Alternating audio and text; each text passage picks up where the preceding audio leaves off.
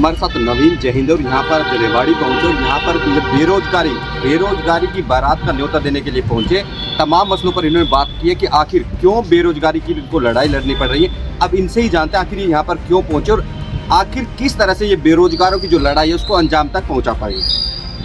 Sir, बेरोजगारी की बारात की आप बात करें, किस तरह से समाधान किस तरह से निकाल पाएंगे? देखो, समाधान यही है कि सरकार जितनी भी वैकेंसी खाली है, करीब 5 लाख पद हरियाणा में खाली है, तो सरकार वो पद भर दे। सिंपल ही बात है। तो ये बेरोजगारों की बारात है और ये 14 जनवरी को मकर संक्रांति के दिन रोहतक में निकलेगी। बीजेपी के मुख्यालय है वहाँ पे, राज्य का। और इनका जो प्रदेश अध्यक्ष है धनखड़ साहब, उन्होंने कहा था अगर इनकी सरकार बनवा दी तो शादी भी करवा देंगे, नौकरी दे देंगे। अब ना तो नौकरी मिल रही है, अब नौकरी नहीं मिलेंगी तो शादी भी नहीं हो रही, तो एक बहुत बड़ी समस्या होगी। तो हम सबको न्योता देने के लिए, रेवाड़ी के लोगों को न्योता देने के लिए, खासकर बेरोजगारों को आए हैं कि वहाँ आए। विपक्ष की भूमिका किस तरह से देखते हैं आप? जिस तरह से मसला उनका काम था ये करने का, लेकिन वो नहीं कर पाए। वो विपक्ष तो है, इसमें बाती बना रखे हैं हमने, मुर्दा है वैसे तो ये, लेकिन गूंगा बाती के नाम से हमने विपक्ष को बोल रखा है कि जो विपक्ष है उसकी मोटी मोटी फाइल है, उन्होंने जो 2 नंबर के काम कर रखे हैं उसकी वजह से वो चुप बैठे हैं, वो बोलेंगे नहीं। ये लड़ाई कब तक रहेगी? आप आम आदमी पार्टी देखे प्रदेश अध्यक्ष थे, अब खुद लड़ाई लड़ रहे हैं, तो ये इस तरह से, क्योंकि एक संगठन होना बहुत जरूरी है, उसके लिए क्या योजना है? संगठन है ना, ये लोग हैं, मुद्दे हैं, अपने नेताजी की सेना है ना, जय हिंद सेना रही रहे हमने कि बताओ पार्टियाँ क्या जरूरी है।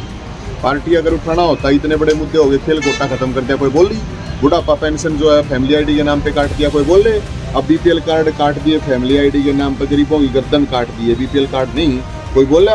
अब ये बेरोजगारों का इशू है, कोई बोल रहा है, ये मुर्दा विपक्ष है, ये नहीं बोलेंगे। और जो बीजेपी में जो लोग हैं वो एमएलए एमपी वो उन्होंने गुलाम बना रखे हैं।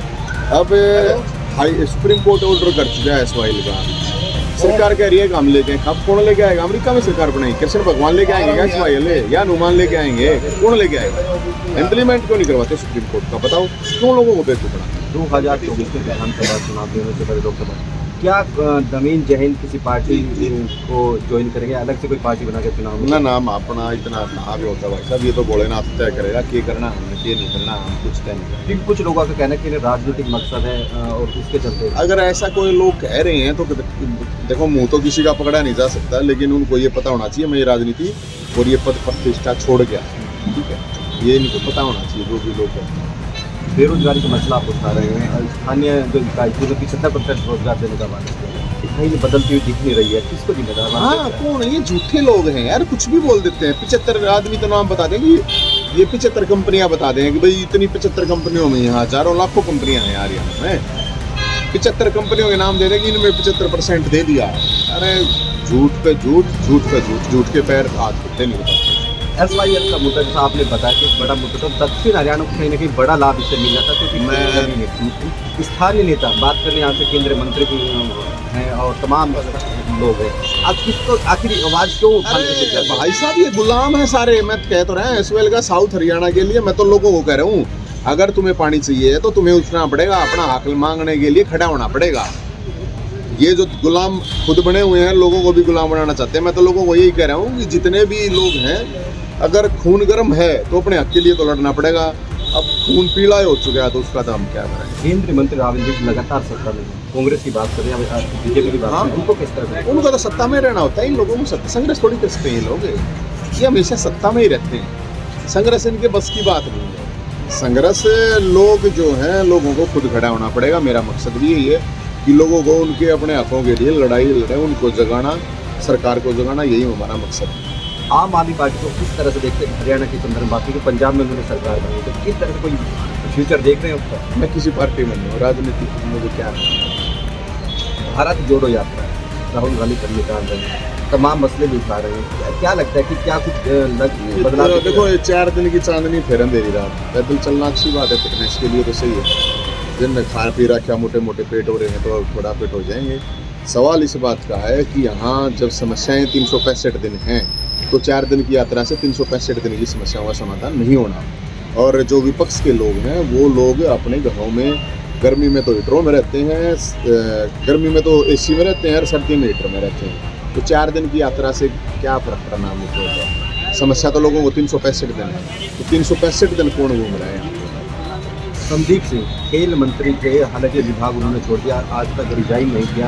क्या दिखता है कि सरकार उनको क्लीन चिट देने में लगी है, आखिर क्या कारण लगता है? वो मुख्यमंत्री साहब के जो है ना कुछ राज जानते हैं, गहरे राज हैं, वो इसलिए नहीं ले रहे। और इससे बेशर्मी कोई हद नहीं हो सकती कि मुख्यमंत्री खुद ये कह रहे हैं कि वो आरोप लगाने से कोई दोषी नहीं होता। जेलों के अंदर 80% लोग आरोपित पड़े, उनको भी छोड़ दो फिर। और हम तो ये कह रहे हैं इनका नार्को टेस्ट होना चाहिए लड़की का भी, उसका भी। अगर लड़की ने झूठ बोला है, लड़की को जेल में डाल दो। और अगर खेल मंत्री ने ऐसा किया, उसको जूते मार मार के उसको जेल में डालो, सिंपल ही बात है। लास्ट क्वेश्चन, अभी एक सरकार ने कहा कि 50,000 भर्तियाँ करेंगे, 40,000 भर्तियाँ करेंगे। ये नवीन जहीन के दबाव में इस तरह के बयान आ रहे हैं या कुछ बात नहीं, मेरे दबाव में नहीं, ये जो बेरोजगार हैं उनके दबाव में।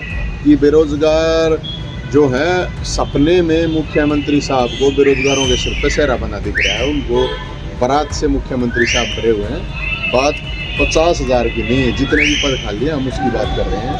आपको भर है सरकार। 14 जनवरी के बाद कुछ दिखेगा इस तरह से? देखना तो चाहिए, नहीं दिखेगा तो हमने तो छोटा तैयार कर रखा है, ऐसा कोई प्रॉब्लम नहीं है। सरकार के पीछे पड़ के भर्ती करवाओगे, चिंता मत करो, लेकिन बेरोजगारों को इसके लिए खड़ा होना।